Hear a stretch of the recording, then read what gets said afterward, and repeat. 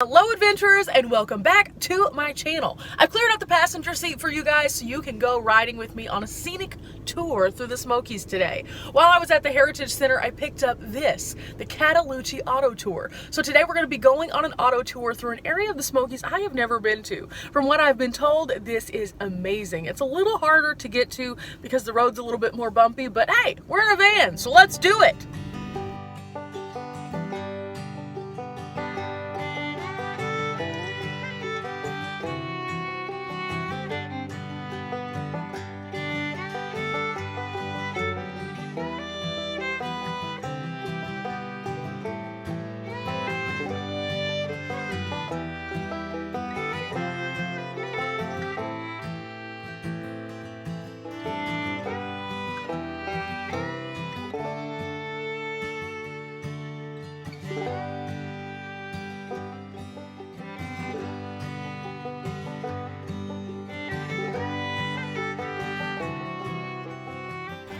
Okay, adventurers, we made it to the entrance to the Great Smoky Mountains, and I am excited and elated and taking a breath because that road up here is legit scary.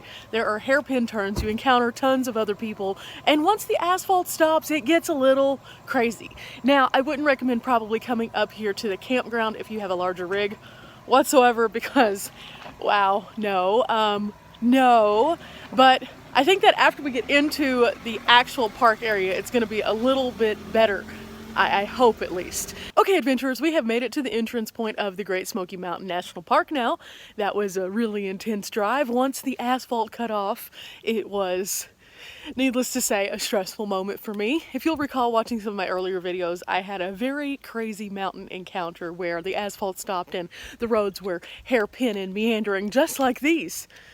Yeah, we're going to get inside the park though and enjoy ourselves a little bit more. I'm going to show a lot more of the driving portion of the park so you guys can see what it truly looks like and what you would encounter if you come up here. Now, I probably wouldn't recommend bringing a larger camper style vehicle up, even though there is a campground. It just doesn't seem like it would be a wise idea with those roads. But without further ado, we are about to go to the Cataloochee Loop.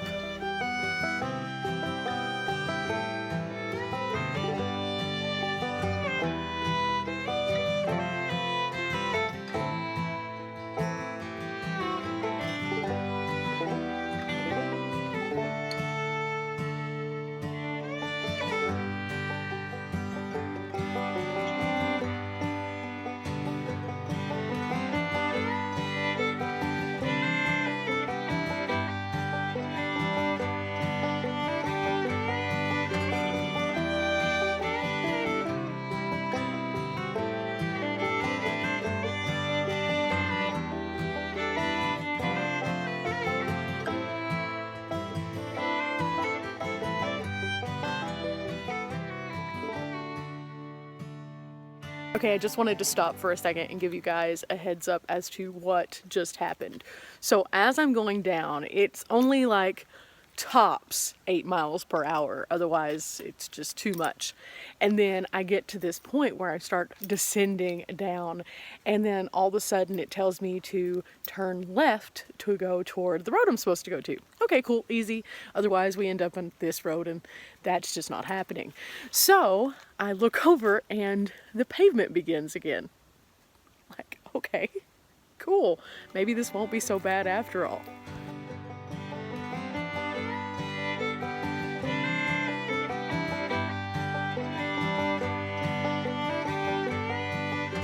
Just a short distance after the road actually converted back to pavement, there is a pull-off right here. So I wanted to stop off here and find out a little bit more about the area that we're going to be exploring today. And I'm glad we did, because the first thing that I found out was that crazy turny road that we just came in on was actually the original roadway that would have been used here. And it has been improved a little bit, of course, and widened out, but overall, that's what they would have used, and that's how they were able to plan the roadway inward. So, wow. Yeah, I've always wondered why sometimes whenever you come to places like this, there's not a more direct path. But at the time, they didn't have the tools to do so, so they had to go with the lay of the mountain, and even that was difficult. So that is why we were just twisting and turning like on snaky roads.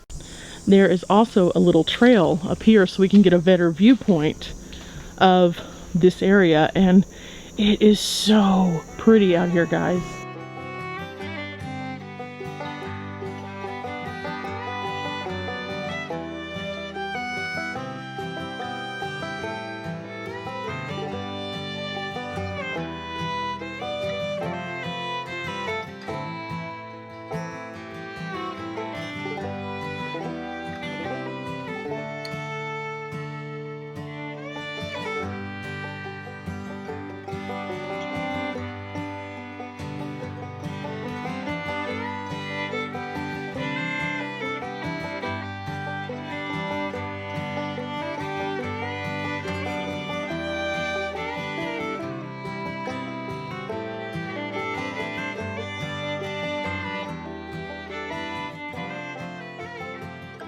Okay, since we are now officially where we're supposed to be, I think it's time for us to look at this little book. You can pick these up at a variety of different places. They have them at the visitor centers, but I found this one at the Heritage Center, which is outside of the Cades Cove area of the park. Now, inside, it's going to give us a lot of different information, including this little map right here, which tells us where the paved roads, the gravel roads, and then the trails are. So these are all different points of interest, and then inside the book, it tells a little bit more about each one of the points of interest. So I definitely recommend picking this up.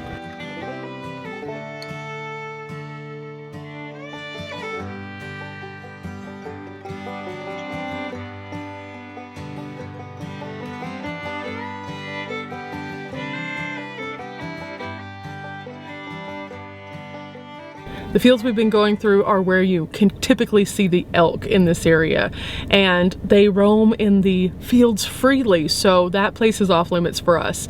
Now remember, guys, we are a guest in the park and this is their natural habitat, so if we try to interact with them and something happens, that means that they get put down, not us. So with the bears, the elk, any kind of critters here in the Smoky Mountains, let's just leave them alone so that they can do their thing and we can come back to visit them again another time. Okay? Yeah, let's do that. Now this area, on the other hand, we can go and visit. This is the Palmer Chapel. Now I've just got to figure out the proper entrance though. I'm not sure if we're supposed to enter right here or in a different location. I actually have seen several people coming from this direction, so we're going to take a little walk, find out where everybody's coming from. Sometimes, guys, it's not so bad just to get out and walk a little bit further. Feels wonderful today. And it's great exercise. This has actually been a very chill place to come to today, as opposed to the rest of the park, because the rest of the park is usually pretty crowded. So even though there's kind of a cluster here, it's not near as bad as some of the visitor centers areas or Klingman's Dome or Cades Cove. Definitely prefer this. It's wonderful.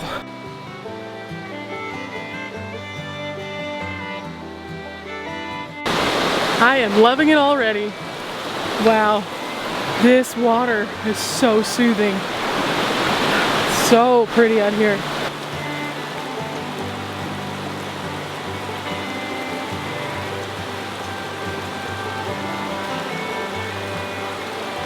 I'm about to go to the Beech Grove School. It was built in 1903, and it's right down this path over here, going right along the waterway. Oh, Permagrin is back, guys. Permagrin is back. Path out here is kind of bumpy, so wear some good shoes. Yep, I got mine.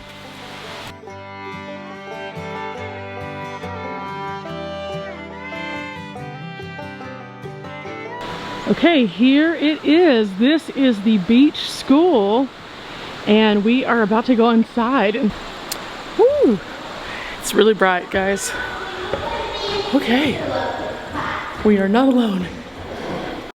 Okay, so we have made it into the school, and there are two large rooms. Now, from what I was reading and some other information, which we're gonna have to reference our Cataloochee guide, of course, typically whenever they would have two classrooms, one would be for the younger students and then the other one would be for the older students. And that way they could facilitate all of the community kiddos. So each one of them has a blackboard And then the other one has desks as well, and a little teacher's desk.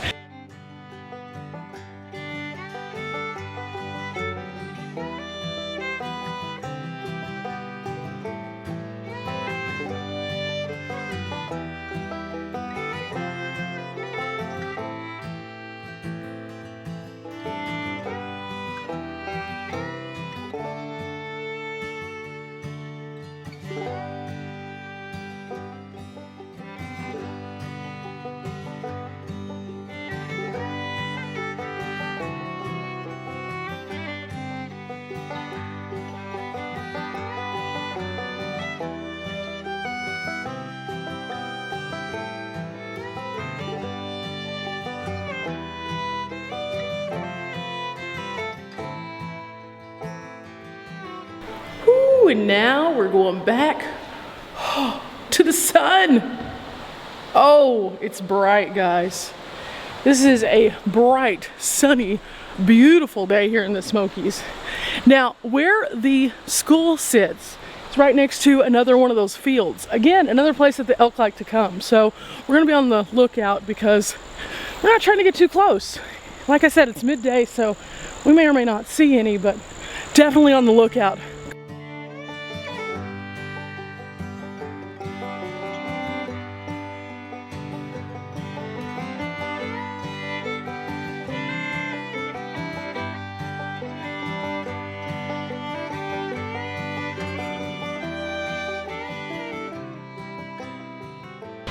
Okay, after we left the school, we are now going down this path right here, and this path is going to lead us to what I have just been told by the nice people behind me is a barn and a two-story building, church kind of setup. So I don't know if that is the Palmer church that we initially saw or not.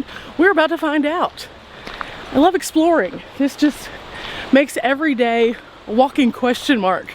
And I think that that's one of the things that you should do, is challenge yourself to do different things. So that's what we're doing here at Cataloochee today. We're exploring the unknown. Now the path here is covered in these river stones, so they're a little bit more flat and a little less jagged. They go all the way up to what looks like a little bridge right up here.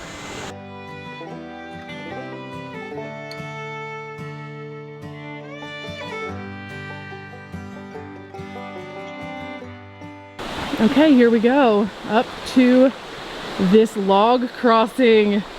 And they do have a little handrail for us, but it's pretty narrow. So we're gonna make sure that we wipe our feet down before we get on it.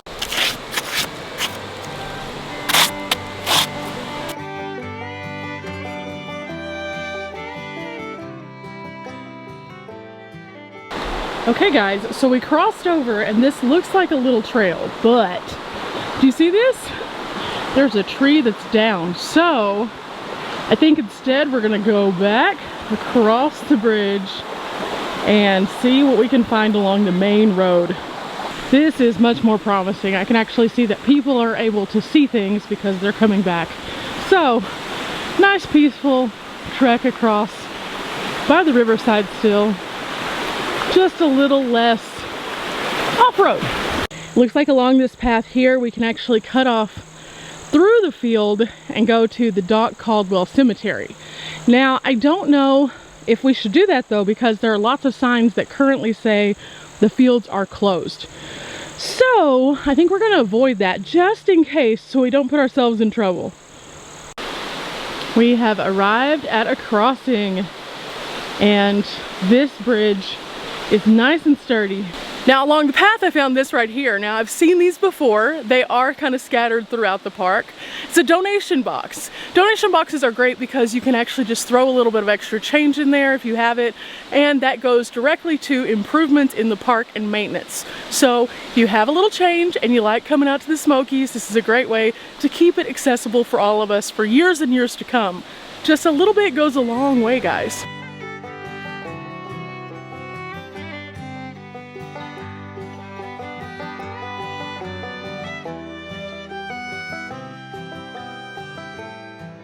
It looks like we are getting closer to a building of some kind down here at the end of this path.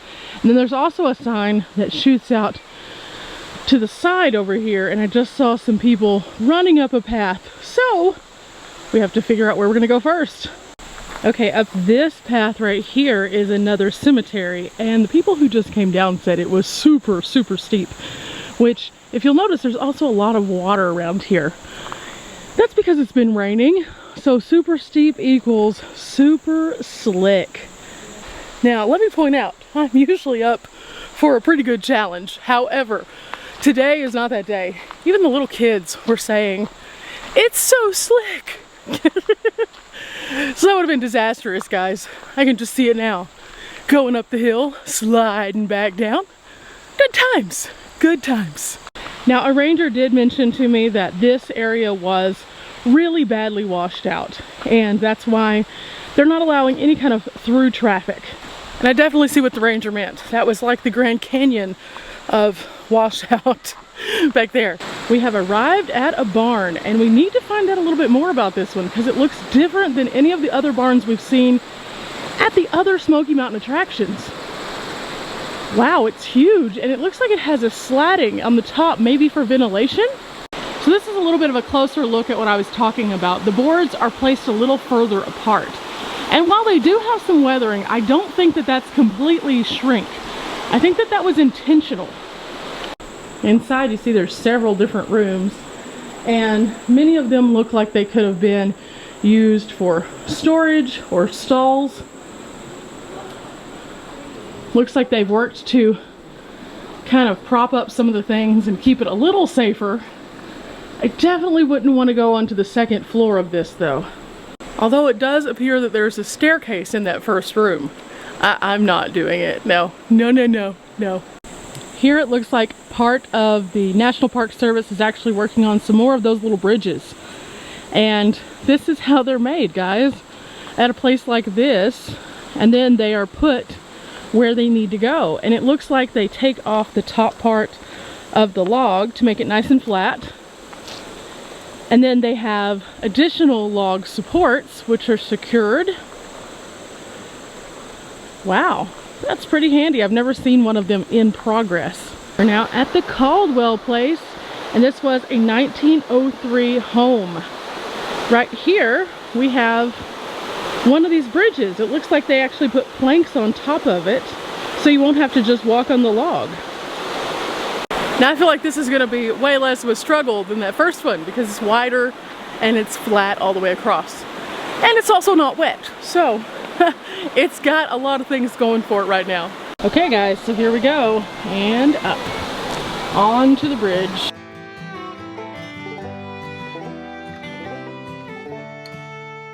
After we get to that point, there is another little cross bridge here.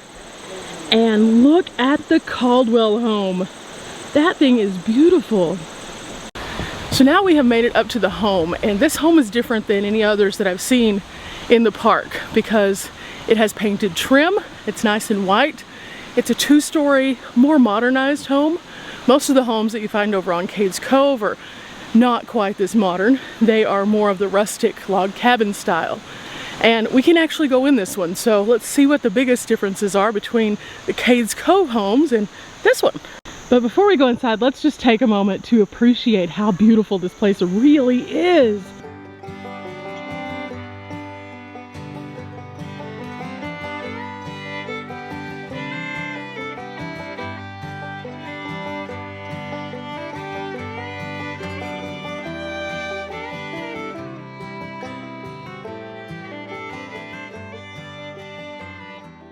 And inside we go.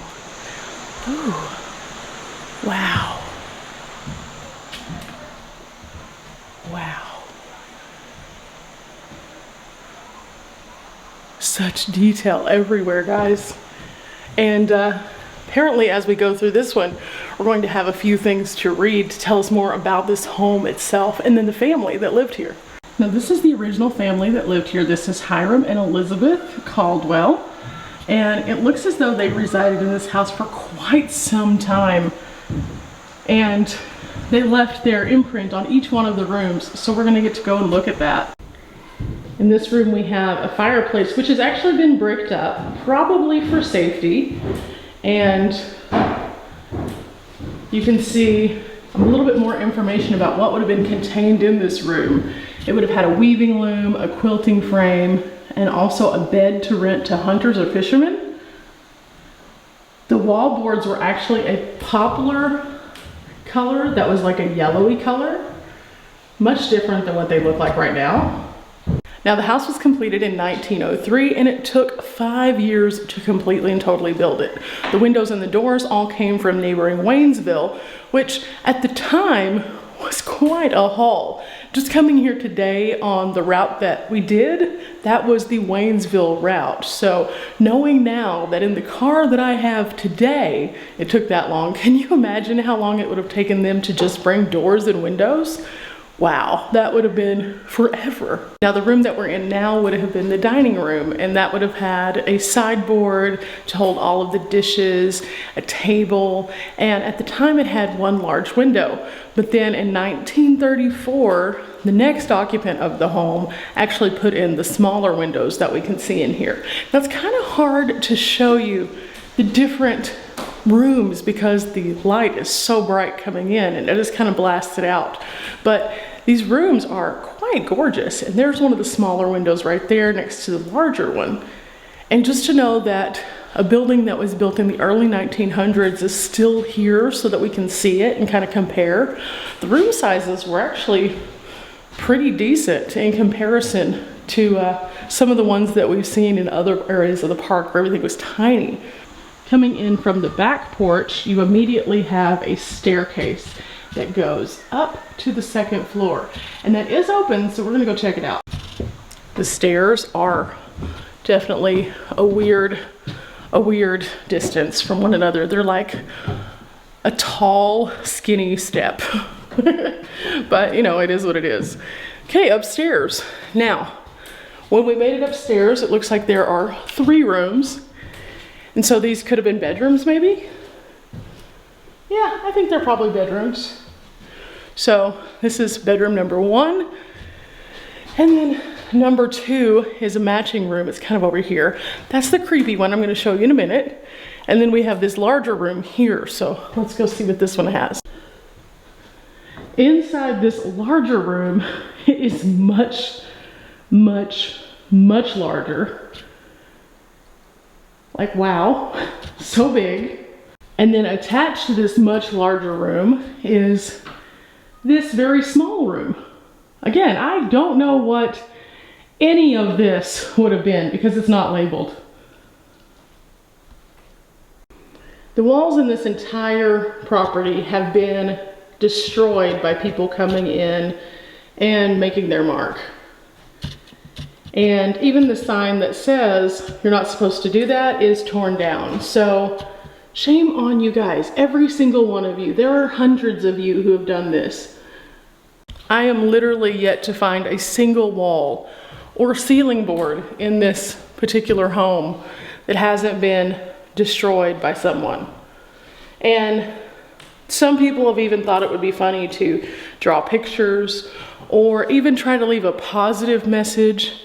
But the fact is, even with as much positivity as you have, it's destruction of property. And that's not okay, guys. It's so not okay. This isn't one of those places that we can go in and they allow you to tag it. No, no, no, no. This is the room that I said looked kind of creepy, and it just does. This is actually old wallpaper that was made from newspaper that's peeling off. And it's really dark and gloomy in this part of the house because there's no direct sunlight. So we're just not gonna go in here. Does the house have heebie-jeebies? I don't know, but I'm not gonna go in that room to let it tell me the story just in case. No, instead we're gonna go back down this very interesting and steep staircase right here and make our way to the next building on this particular loop. Just so you guys can see what it looks like going down. Woo! Very steep, very steep. This looks like as good a place as any, right here. Yep. Ooh, feels good.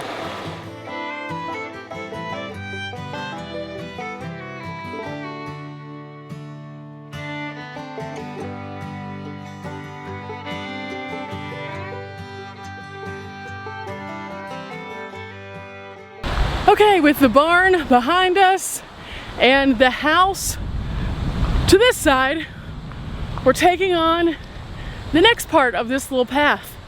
And the wind right now feels so good. I hope it's not messing up my sound for you guys. It's just nice. It's perfect today. You know, not all the time do you have those perfect days. For the first 4 days of this trip, I was rained on constantly. I was so soggy. It was miserable. But now, days like today make that all worth it. Definitely make it worth it.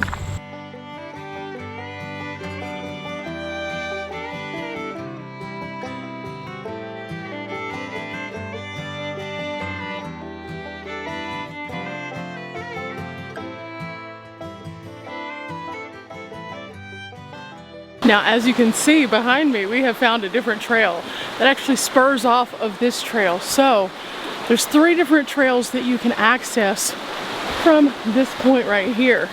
And they're all a little bit longer distance of a trail. So I just wanted to share that with you guys. This interconnects with so many different things that are in this particular section. And yeah, another one of these cool bridges. Meanwhile, ahead of us, we're about to reach another sign right up here. So I don't know what this one is, but I'm kind of excited to find out. Okay, it seems as though we have reached the Rough Fork Trail. So if we were to keep going down this path, we would get to the Woody Place or the campsites. They also have the Caldwell Fork Trail and the Poles Gap. So down this way right here is yet another trail that you could take on. Now we're here to look at the historic loop today. So I think that we're gonna pass on this part. Now if you noticed, Rolling Fork looks like a lot of rolled ankles in these shoes. So I think what we're gonna do is we're gonna double back toward the van and then see what else that Cataloochee has to offer. I think I'm gonna do another video about the other portion of the loop.